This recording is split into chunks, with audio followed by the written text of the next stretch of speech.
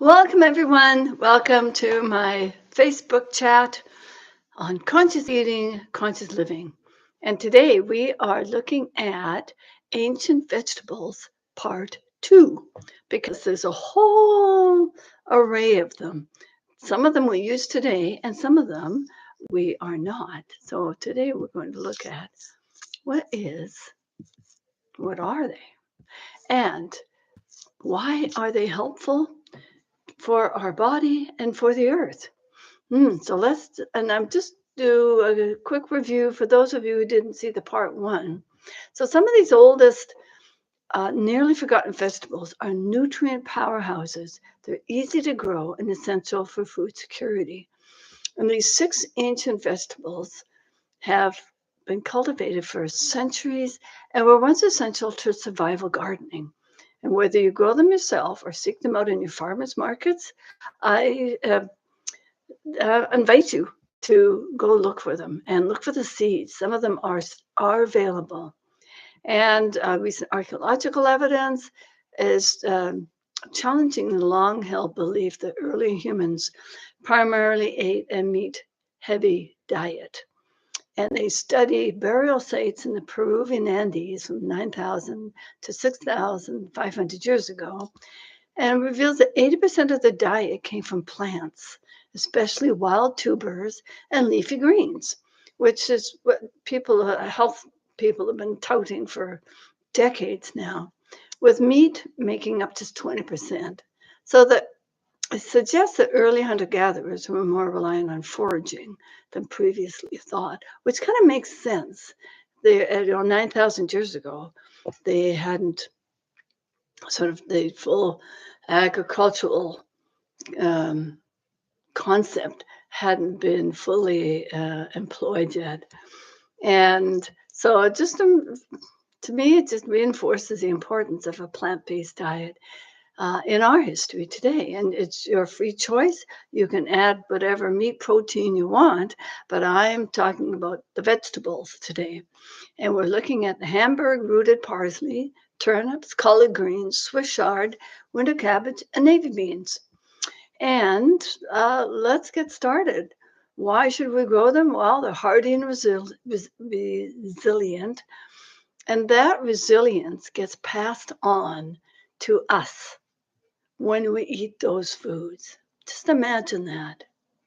The resilience from centuries of being surviving in harsh conditions, and we ingest that. Long storage life, nutrient dense and gut friendly, minimal maintenance and high yield, and food security and sustainability. So that's relating to growing the diverse crops protects against the shortages that we have seen in history. So let's look at the history, the health benefits, and some delicious ways to enjoy these ancient crops. So the Hamburg rooted parsley, Petroselinum crispum variety turbosum. Anyway, so much for Latin. The history. It was popular in medieval European cooking. And the Hamburg rooted parsley, which you're eating the root, and it kind of looks like a parsnip, it was cultivated for centuries for its leaves and the roots.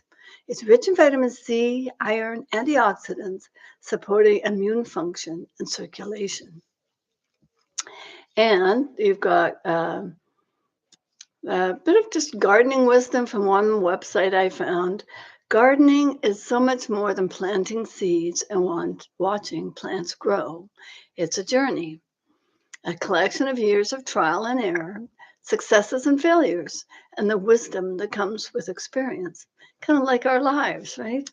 As we go into each lifetime, we are learning and growing from the past. So this particular root parsley prefers loose, well-drained soil in the cool growing season, 90 to 120 days. And you can get seeds are available at Baker Creek and Johnny's Selected Seeds. And if you just Google ancient variety of seeds, there are many other places online that you can order your seeds from. And this is a try this for food. So peel and slice the roots into rounds. Toss with olive oil, garlic, thyme, and salt. Roast for 25 minutes till golden and tender. And the turnip, Brassica rapa subspecies rapa, its history is one of the oldest cultivated vegetables. Turnips were a staple in ancient Rome and medieval Europe, often used as a winter survival crop. So, what does it have for health benefits? Vitamin C, fiber, and glucose sinolates, which supports digestion and detoxification. And several of these vegetables we're talking about today contain these glucosinolates, and there's sulfur-containing compounds found in cruciferous vegetables like broccoli, cabbage, kale, radishes, Brussels sprouts, and mustard greens. They serve as a natural defense chemical for plants, and which helps us when we eat them, and significant health benefit for humans. So apparently, according to research, and I always invite you to do your own to substantiate or differentiate what I'm saying here. Um, Apparently, cancer prevention, when broken down, glucosinolates form a bioactive compound like sulforaphane and indole 3 carbinol that help detoxify carcinogens and support DNA repair. Anti-inflammatory properties reduce chronic inflammation, which is linked to diseases like arthritis and cardiovascular issues. Gut health, some glucosinolate breakdown products support a healthy gut microbiome and a detoxification support. They enhance liver function by promoting the body's detox enzymes. So this is a fast-growing, cool season crop, 40 to 60 days, so much shorter than the parsley. Thrives in well-drained soil and partial sun. And this is a creamy mashed turnip. Boil the peeled turnips until soft, mash with butter, salt, and a splash of cream. Add garlic and nutmeg for extra flavor. The next one on our list is collard greens. Those great big leafy greens. Like, what do you do with all that leafy green? Well, there's lots of different ways to use it. Its history originating in ancient Greece and widely grown in Africa and the southern United States. Collard greens have long been valued for their resilience and nutrition. The health benefits, rich in vitamin A, C, and K, supporting bone health, vision, and immunity. The growing information, it's a cold, hardy green crop, thrives in various soils, 60 to 85 days to grow. And this is a southern style braised collard green. So you saute the onions and garlic and olive oil, add the chopped greens and a bit of vegetable broth, simmer until tender, then finish with apple cider vinegar and red pepper flakes. Number 4 on today's veggie list is Swiss chard, Beta vulgaris subspecies cicla. History, a Mediterranean staple cultivated since ancient Greece. Swiss chard or chard was prized for its edible leaves and colorful stems. And these days you get like the rainbow color or just plain green, packed with antioxidants, magnesium, and iron, supporting energy and heart health. And for growing, 50 to 65 days. And I will tell you right now, my chard survived. I'm in the northwest coast on the Pacific coast in Vancouver, and was picking chard up until we got the snow in February. So it can grow, grows a long time. You just cut off the stalks as you need them. And it grows well in most climates. And this is a sauté Swiss chard with garlic and lemon. Saute chopped stems in olive oil, then add the leaves, garlic, and a squeeze of lemon juice, and cook until wilted, season with salt and pepper. And the winter cabbage, the one they're suggesting is the Danish boarhead, and it's a cold, hardy variety cultivated in Northern Europe for centuries, valued for its long storage life. Health benefits, it's high in fiber, vitamin K, and sulfur compounds, supporting digestion and liver health. And for growing, it's a bit longer. Cool temperatures, 90 to 120 days, producing tightly packed heads. And this is a fermented winter cabbage, also known as sauerkraut. Shred the cabbage, toss with salt, and pack into a jar. Let ferment for 1 to 2 weeks. Enjoy as a probiotic-rich gut booster. There you go. And our last one is navy beans, Phaseolus vulgaris. Its history is it's a staple of indigenous diets in the Americas. Navy beans became a primary protein source in early U.S. history, especially for sailors, and hence the name. And high in plant-based protein, fiber, and folate, supporting heart health and energy. And the growing information, it's a warm season bush-type bean, 80 to 90 days, so 3 months, produces high yields with minimum care. And there's a hearty navy bean soup. You simmer the cooked navy beans with onion, carrot, garlic, and vegetable broth. Add rosemary and thyme for extra flavor and serve warm. And if you have a pressure cooker, you can just buy the beans and cook them in the pressure cooker, and it cooks up pretty quickly. I mean, it does take time, and soaking often helps shorten the cooking process. So, just final thoughts. We've got this industrialized food system, and we need to start growing our own food or support heirloom varieties at your local food market. And that's why these summer food markets are wonderful to go to. You'll find these interesting vegetables. Some of them don't look so pretty, but that doesn't matter. That's the resilience in them. And, they thrive in poor soil. So if you haven't got a fancy garden, that's okay. You can always add manure and earthworm castings, and there's different things that you can add to your garden. And they resist pests. So I'm going to try as many as I can this summer in my garden and to see, because I know sometimes my carrots, I pull them out and, the carrot rust fly is just, holes in them everywhere and they end up going into the compost.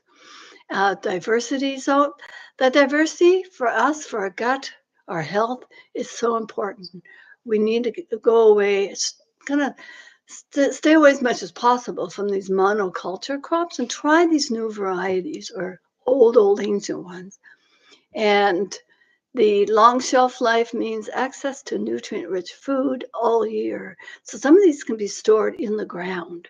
And if you use for the heavy winters, using straw and other mulches help keep them safe underground. So if you can't grow them, go out and support your farmer. And you can there's different seed companies that you can get them from. There's seed saver exchanges. So if you need, there's seed saving where you live.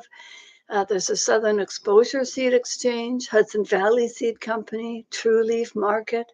So these are just some of the varieties, and I actually found Hamburg Parsley at trueleafmarket.com, and Adaptive Seeds is another where they focus on resilient, open pollinated, and cold hardy varieties, including winter cabbages. So I will post some of these recipes on my app, Authentic Sacred Design. You can look under the Friday Food Gems if it's there, and I will have recipes on the other parts of my app. So go and have a look and check them out for yourself. And there's all sorts of recipes online. I found some of my recipes on Chat GPT. And what about honey glazed roasted turnip, where you've got the turnips, honey, balsamic vinegar, olive oil, salt, and pepper. It's just very simple way. It doesn't have to be fancy. So I encourage you to play with these vegetables. Play with the new ones because according to that gut study back in, I think it was 2010, they realized that having like 30 plus different kinds of vegetables each week helps the gut microbiome be strong because the variety keeps the variety of the gut microbiome alive. And when we don't eat that variety and we stick to just the same old potatoes, carrots, the same kind of carrots and the same kind of potatoes, that is basically the other microbes that feed on the other ones that you're not eating, they die off. And then sometimes there's the good bacteria and the not so good bacteria. And then the not so good ones are, they munch up and they're like the composters and they eat up sort of the residual stuff in our gut and through the whole processing. And they're kept in check by a healthy, good gut bacteria. And if we forget about the wide variety, then the not so good bacteria build up in numbers. And then you have gut issues and health issues. That whole thing about the gut brain and the brain and all sorts of things. We need to support our body and love our bodies dearly. And what I try and include in my diet is the whole optimum wellness of the wide variety of food. We can are looking after our own health. And that's why the fresh food is the best. It's just the best. And I know we can't always get it, but the more you can, the better you will feel. So have an awesome day. Thank you for joining me. And next week, we're going to dive into more of the ancient grains. So have a great day, everyone. Blessings.